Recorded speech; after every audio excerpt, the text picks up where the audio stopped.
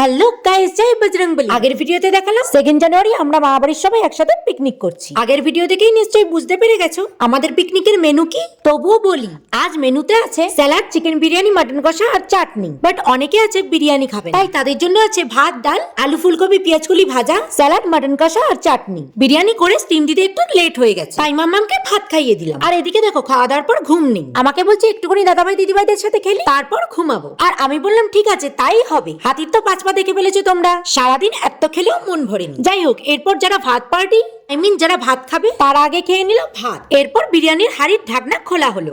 আহা, আকাশে বাতাসে যেন বিরিয়ানির গন্ধ ছড়িয়ে গেল। আচ্ছা, কে কে বিরিয়ানি লাভার আছো বলো তো, কমেন্ট করে একটু নামটা জানিও। আচ্ছা, বুঝতে পারছো তো বিরিয়ানিটা কেমন হয়েছে খেতে? এক কথায় অসম। যত যাই বলো, বাইরের বিরিয়ানি যতই টেস্ট হোক না কেন, বাড়িতে বানানো বিরিয়ানির স্বাদ যেটা অতুলনীয় হয়। যাই হোক, আমরা বিরিয়ানি খাই, তোমরা চ্যানেলটা সাবস্ক্রাইব করে পাশে থেকো। দেখা হচ্ছে নেক্সট ভিডিওতে। টাটা।